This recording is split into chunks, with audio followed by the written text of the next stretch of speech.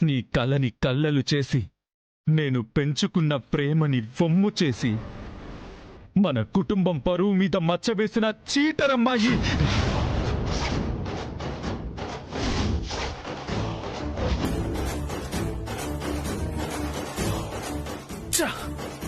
ఆ పేరు పలకాలంటేనే నాకు అసహ్యంగా ఉంది. ఎందుకు ఇలా చేశావు?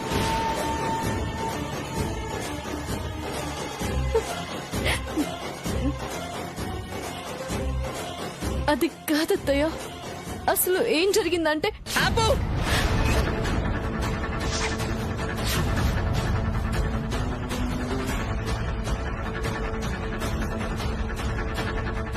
ఆపు నీ ముసలి కన్నీళ్లు. నీ మోసం బయట పడ్డా కూడా నీ నక్క వినయంతో ఇంకా నన్ను నమ్మించాలని చూస్తున్నావా?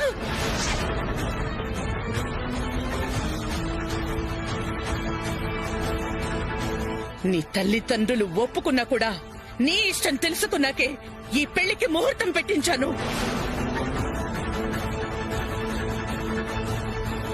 నువ్వు పద్ధతి తప్పినా అబద్ధం చెప్పినా నేను సహించనని నీకు ముందే హెచ్చరించాను.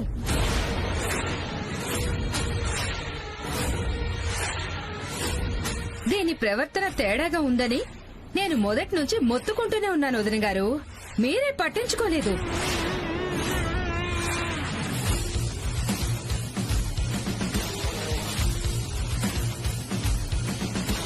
నా కోడలు బంగారం, నా కోడలు వజ్రం అని తెగ పొంగిపోయారు. ఇప్పుడు చూడండి ఏమైందో.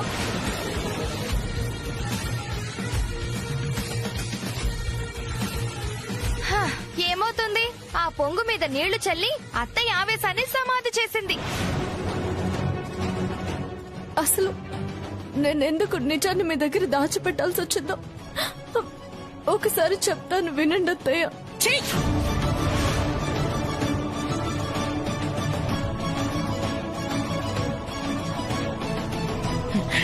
ఆపు! అసలు నీకు ఎలా కనిపిస్తున్నాను నేను? ఇంకా నిన్ను నమ్మే పిచ్చిదల్లా కనిపిస్తున్నానా?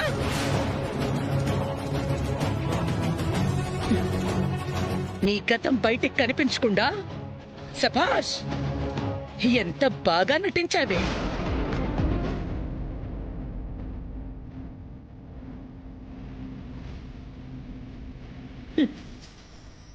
నీ చిరునవ్వు వెనక నీ వినయం చూసి నేను మురిసిపోయాను. నీ పద్ధతులు చూసి పరవశించిపోయాను. నా కొడుకుని నాలాగే చూసుకుంటున్నావని ఎంతో ఎంతో సంబరపడ్డాను.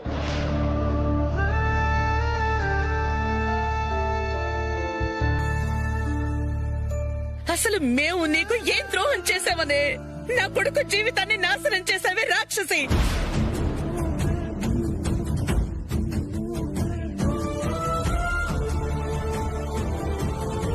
వీల్లేదు, నువ్వు నా కళ్ళ ముందుండడానికి వీల్లేదు. వెళ్ళిపో ఇక్కడి నుంచి, బయటికి వెళ్ళు.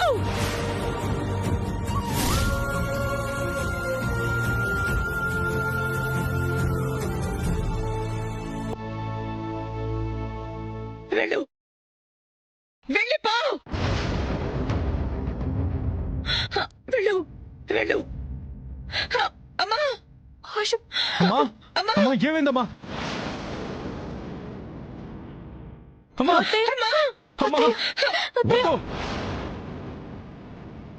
వద్దు! మా అమ్మని నువ్వు తాకడానికి వీల్లేదు. వెళ్ళిపో.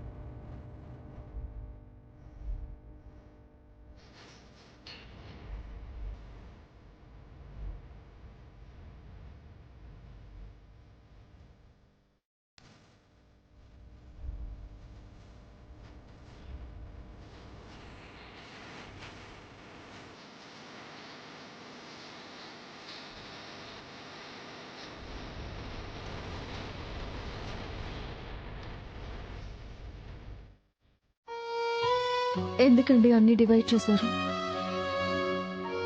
మనసులు కలిసి లేనప్పుడు, మనుషులు దూరంగా ఉంటున్నప్పుడు వాడే వస్తువులు, వేసుకునే బట్టలు. నేను చెప్పుకోవాలనుకున్నది ఏమి వినరా?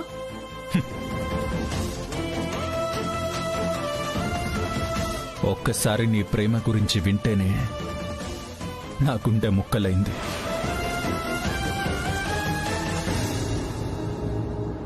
ఇక రెండోసారి కూడా వింటే నేనేమైపోతాను? కొన్ని కారణాల వల్ల మీ దగ్గర నిజాన్ని దాచి నేను తప్పు చేశానే తప్ప, మళ్ళీ చెప్తున్నాను, మీరు తప్ప నా మనసులో ఎవరూ లేరు. నీ వల్ల నా మనసే చచ్చిపోయింది. మీకు దండం పెడతాను, మీరు అలా అంటుంటే నేను తట్టుకోలేకపోతున్నాను.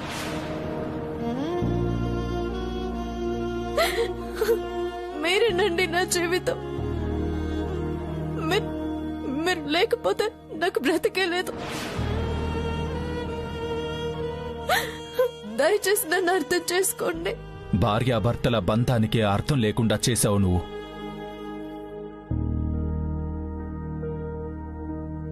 నా నమ్మకాన్ని మోసం చేశావు. తాళి విలువకి ద్రోహం చేశావు.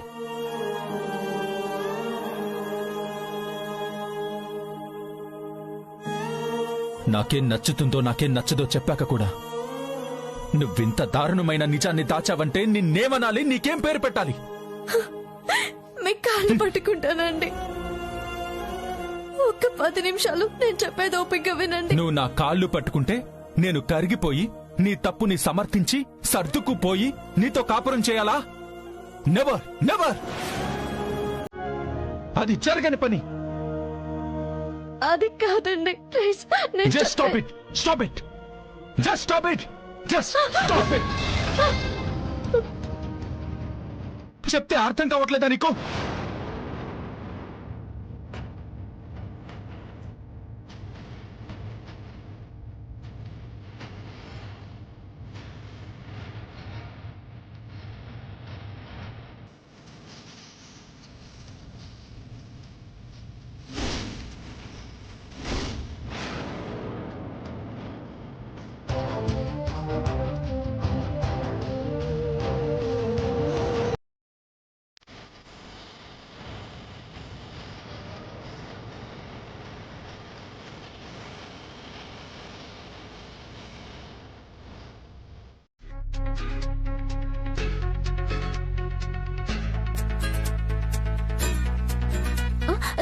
శ్రీవారు అప్పుడే బయలుదేరిపోయారా?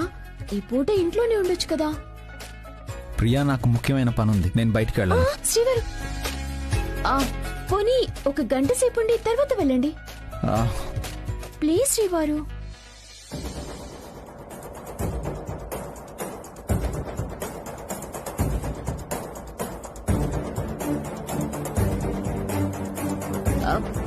ప్లీజ్ శ్రీవారు, ప్లీజ్.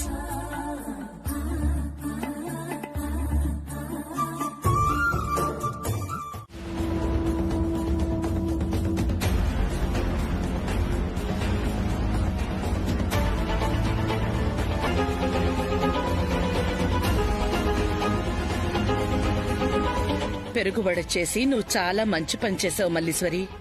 మీరు కూడా తినండి అత్తయ్య.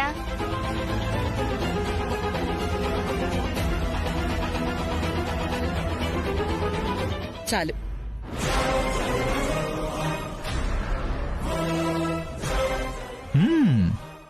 చాలా చాలా బాగుంది మల్లీశ్వరి.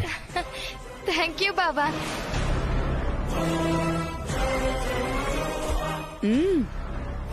అవును మల్లీశ్వరి, నిజంగా చాలా బాగుంది.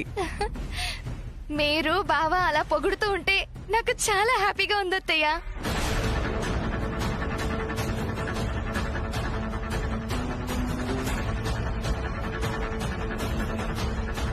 కానీ ఇలా కాదత్తయ్యా, బావకి భార్యగా, ఈ ఇంటి కోడలిగా అన్నీ చేసి మీతో పొగిడించుకోవాలి.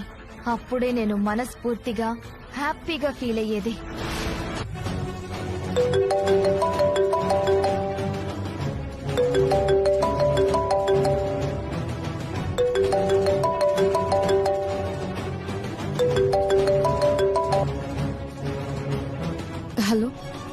Sir, good morning. Yeah sir, నేను అది ఆ రోజే సబ్మిట్ చేశాను.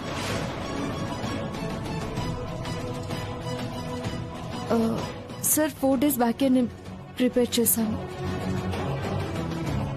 షూర్ సార్, తప్పకుండా వస్తాను. Thank you sir.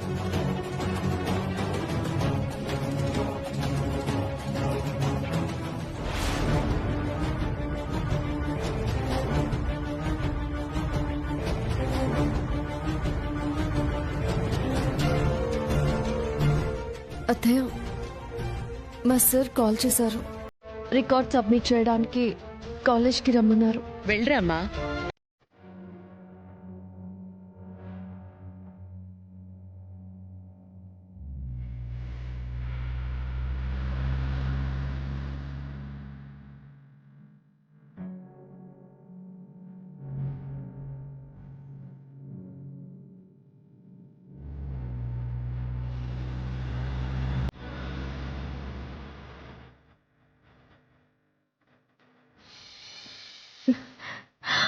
ప్లీజ్.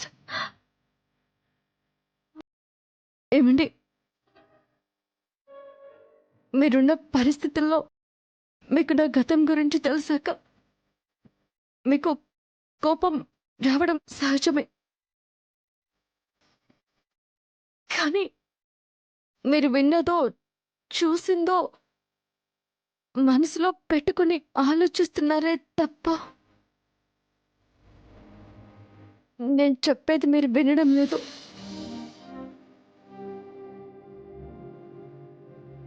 ఒక్కసారి నేను చెప్పేది వినండి.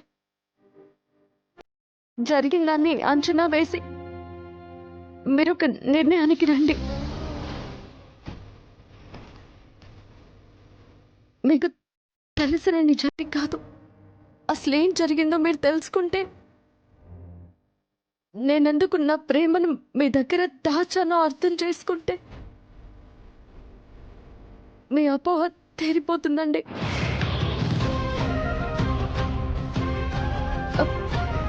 మీ దగ్గర నిజాన్ని దాచనే తప్ప నేనే తప్పు చేయలేదండి. మీరిలా నాతో మాట్లాడకుండా, నా వైపు చూడకుండా ఒక శత్రువులా దూరం పెడుతుంటే నేను భరించలేకపోతున్నాను.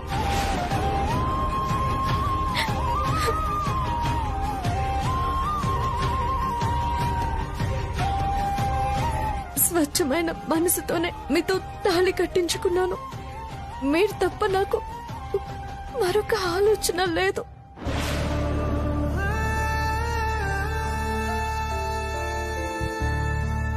మన పెళ్ళయ్యాక నా చేతి వంట తప్ప మరొకరి చేతి వంట తినని మీరు ఈ రోజు నా మీద కోపంతోనే కదా నేను చేసిన టిఫిన్ తినలేదు. ఆ అత్తయ్య గారు పట్టించుకోలేదు కాబట్టి సరిపోయింది. ఆవిడికి మన ఇద్దరి మధ్య సఖ్యత లేదని తెలిస్తే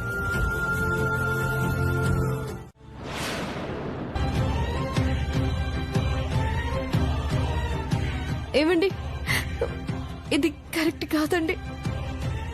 ఒక్కసారి మనం కూర్చొని మాట్లాడుకుందాం. ఈ డిస్టర్బెన్సెస్ అన్ని క్లియర్ చేసుకుందాం.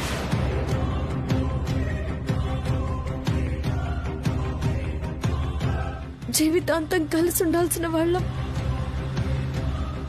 ఇలా కలతలతో ఉండడం మంచిది కాదండి.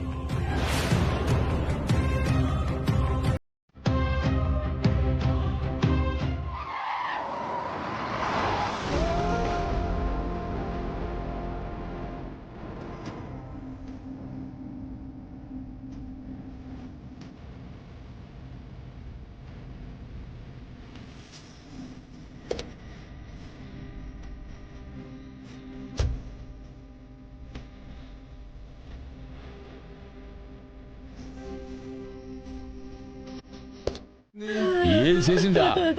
ఎవరినో ప్రేమించి ఆ సంగతి నా దగ్గర దాచిపెట్టి నన్ను పెళ్లి చేసుకుంది.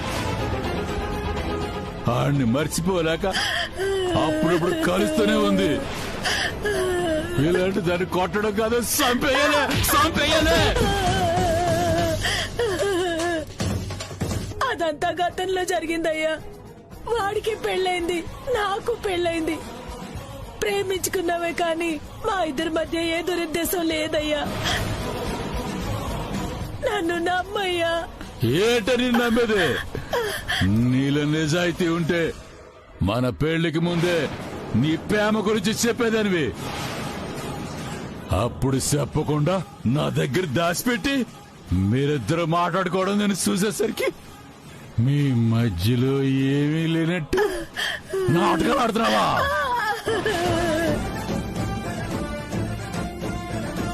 లేదయ్యా, లేదయ్యా, ఒట్టయ్యా. నా మనసులో నువ్వు తప్ప ఆడు లేడయ్యా. ప్రియా,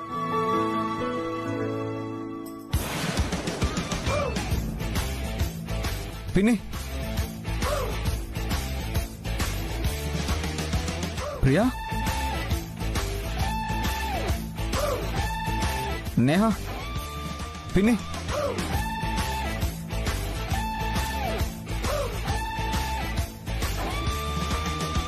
ఏమైంది? ముగ్గురు స్పృహ పడిపోయినారు.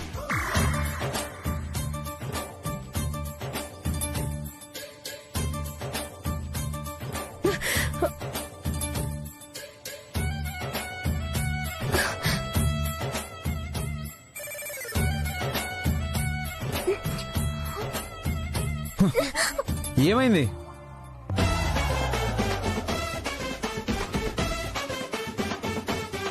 ఎందుకు ఇలా స్పృహ పడిపోయినారు? మేము స్పృహతపడం ఏంటండి? ఇక్కడ బంగారం మెరుగు పెట్టే అతను ఉండాలిగా. అలాంటి వాళ్ళు ఎవరూ లేరు. నేను వచ్చేసరికి మీరు స్పృహ పడిపోయినారు. కొంప మునిగింది. మన బంగారం మొత్తం వాడు తీసుకెళ్లిపోయాడు. బంగారం తీసుకెళ్లిపోవడం ఏంటి? ఇదిగో వదినే, వాడెవడో రోడ్డు మీద బంగారం మెరుగు పెడతామని అరుస్తుంటే మేమిద్దరం వద్దు అంటున్నా వినకుండా వాడిని పిలిచి బంగారం అంతా మెరుగు పెట్టడం కోసం ఇచ్చింది.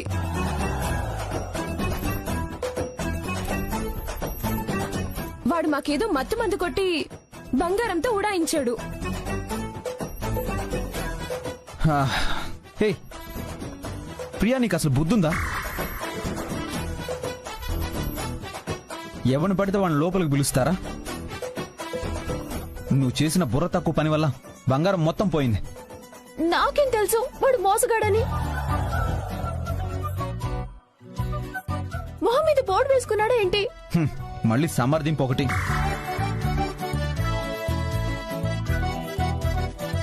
రాను రాను నీకు చాలా ఎక్కువైపోతుంది. నేనేమన్నా కావాలని చేశాను శ్రీవారు? మీ వాదనలు తర్వాత. ఆ బంగారం ఎలా వస్తుందో అది ఆలోచించండి.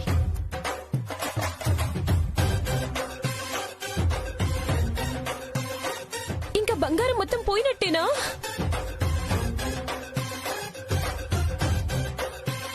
మధురానగర్ జీపీ థియేటర్ ఉందే, అక్కడే ఆ పెద్ద చెట్టు ఉంది కదా, దాని పక్కనే. వాడు ఎక్కడ ఉంటాడో నాకు తెలుసు.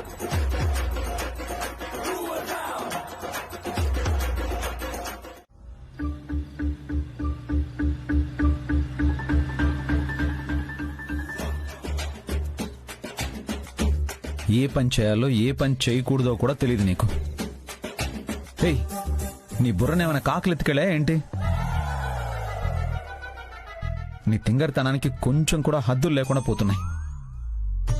అరే, కొత్త మనిషికి బంగారం ఇవ్వకూడదని కొంచెం కూడా జ్ఞానం లేకపోతే ఎలా? వయసు పెరిగింది కానీ బుద్ధి మాత్రం పెరగలేదు. చేసేవన్నీ పిచ్చి పనులు, సైలెంట్ గా కూర్చోవడం. అసలు నీకు కామన్ సెన్స్ ఉందా? మళ్ళీ ప్రియా ఇక్కడ ప్రియా ఇక్కడ అని చాలా తెలివైన దానిలా వెధవ వేషాలు వేయడం.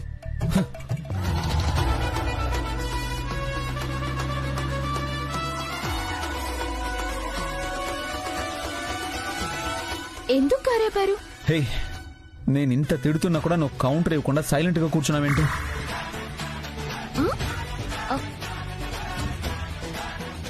ఏంటి ఇప్పుడు చెప్పండి. ఏయ్, నిన్ను తిడతారని చెవులు దూదులు పెట్టుకున్నాను. మళ్ళీ స్టార్ట్ చేయకండి, ముందు కారు పోనివ్వండి. ఆ, నీతో ఎగడం నా వల్ల మాత్రం కాదు.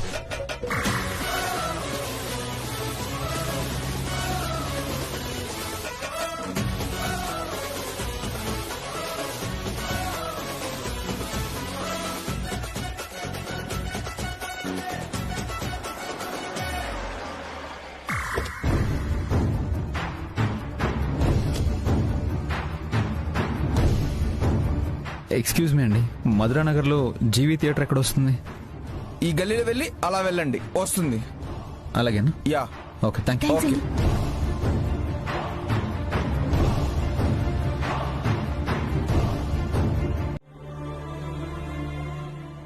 సడన్ గా చెప్పు తగ్గిపోయింది. ఎండ వల్ల నీరసంగా అనిపించి స్పృహ తప్పినట్టున్నాను. అయినా అల్లుడు గారు నిన్ను కాలేజీలో దిగబెట్టి తిరిగి ఇంటికి తీసుకెళ్తారు కదా, లేదా వేరే కార్ ఏదైనా నీకోసం ఏర్పాటు చేస్తారు. అవేమీ లేకుండా నువ్వు నడుచుకుంటూ ఎందుకు వస్తున్నావమ్మా? మీ అల్లుడి గారే నన్ను కాలేజ్ దగ్గర దింపారు నాన్న. నేను బయలుదేరేటప్పుడు హడావిడిలో డబ్బులు ఫోను ఇంట్లోనే మర్చిపోయాను. ఆటో దొరక్క నడుచుకుంటూ వస్తుంటే అలా దారిలో పడిపోయాను. నువ్వు పడిపోయిన ప్లేస్కి కాలేజీకి చాలా దూరం ఉంది కదమ్మా. ఈ మధ్యలో నీకెక్కడ ఆటోనే దొరకలేదా? దొరకలేదు నాన్న. రాధిక, నిజంగా అంతేనా? వేరే ఏ ప్రాబ్లం లేదు కదా?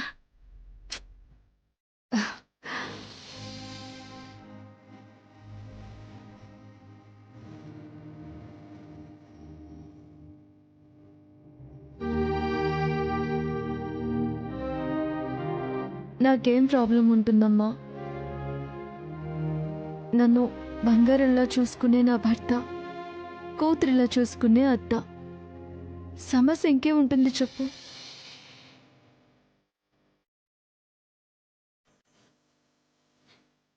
అప్పుడే అల్లుడు గారికి ఫోన్ చేద్దాం అనుకున్నావమ్మా. తను కంగారు పడతాడేమో అని చేయలేదు.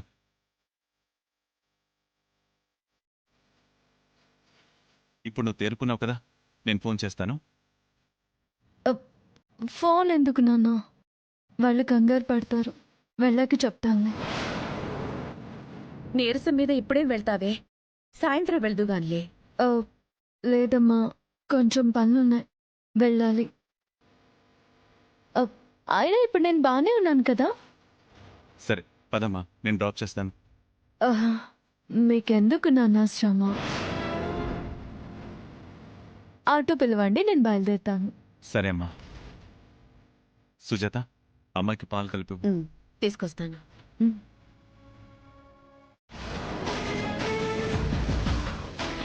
సంప్రదాయాలు నిక్కచ్చిగా పాటించే పిల్ల.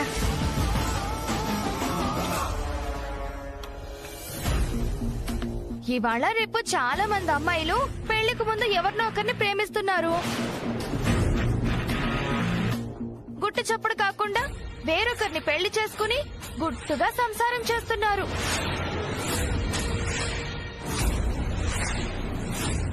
కానీ అక్క అలాంటిది కాదని మాకు బాగా అర్థమైంది.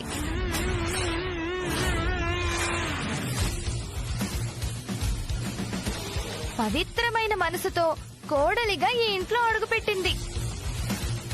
ప్రతి అమ్మాయి అక్కలా ఉంటే ఎంతో బాగుంటుందని రోజుకొక్కసారైనా నేను అమ్మ అనుకుంటూనే ఉంటాం కదమ్మా. అవునే. సరే ఇంకొదిలేయండి. అమ్మ రాధిక, అత్తయ్య గారు, కైలాష్ ఇంకా ఇంటికి రాలేదమ్మా? ఇంకా రాలేదు అత్తయ్య. వాడు రావడానికి ఆలస్యం అవుతుందేమో. నువ్వు మాకు వడ్డించమ్మా. కైలాష్ వచ్చాక మీరిద్దరు తిందురు గాని. సరే అత్తయ్య.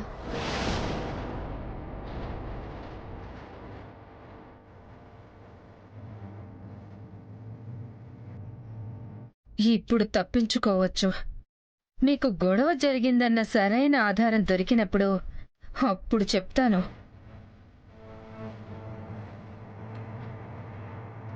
పిన్ని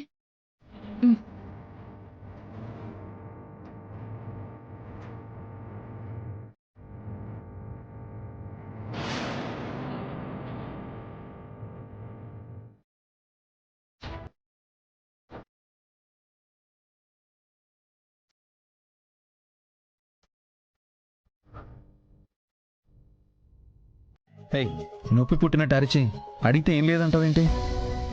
ఏది చూడు నువ్వు, చూడు నువ్వు.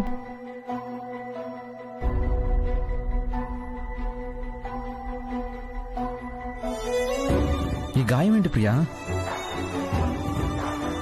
మీకు ఇష్టమని చేపల కూర చేస్తుంటే చేపల్ని కోసే ప్రాసెస్ లో చేయి కట్టింది. నేను ఇప్పుడు ఫిష్ కర్రీ కావాలని అడిగానా? ఇప్పుడు చూడు ఎంత పెద్ద గాయమైందో. జాగ్రత్తగా ఉండాలని తెలీదా ప్రియా? ఏమన్నా అయ్యుంటే ఏంటి పరిస్థితి?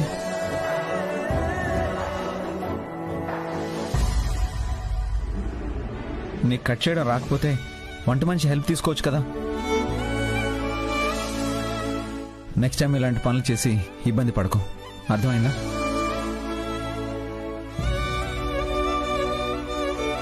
పెయిన్ కిల్లర్ ఇస్తాను, వాడు. 2 రోజుల్లో తగ్గిపోతుంది. గాయం తగ్గే వరకు కేర్ తీసుకో.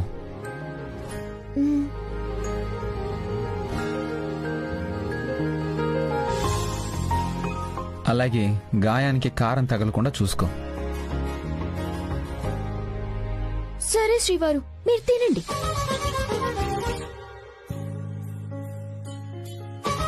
నువ్వు కూడా కూర్చోవద్దునా? మీరు తిన్నాక తింటాను.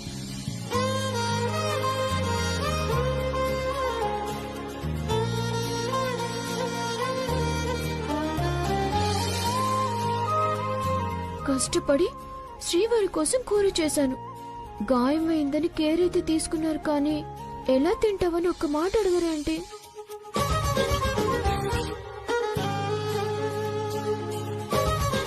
ఏమో అనుకున్నాను. కర్రీ చాలా బాగా చేసావు ప్రియా.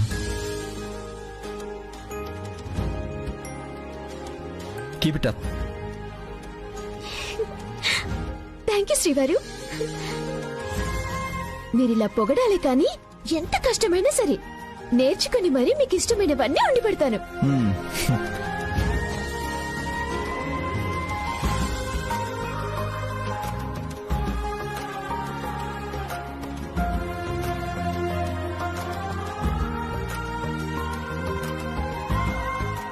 ప్రియా, మేము తినేదాకా వెయిట్ చేయడం ఎందుకు? కూర్చో.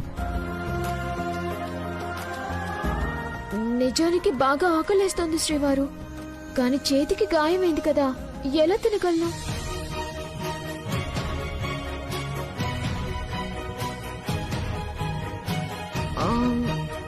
మిమ్మల్ని తినిపించమని అడుగుదామనుకున్నాను.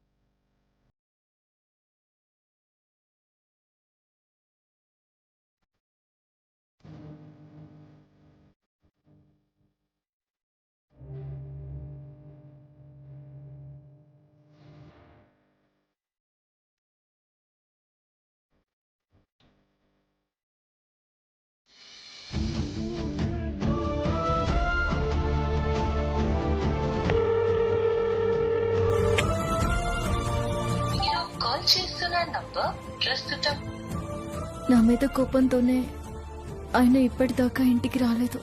నేను ఫోన్ చేస్తే తీయడం లేదు.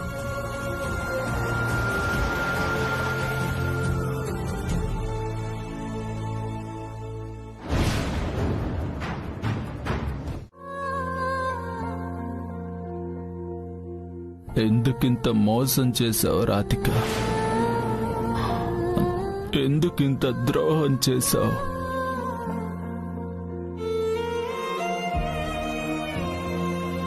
నా మీద నీ ప్రేమ దగ,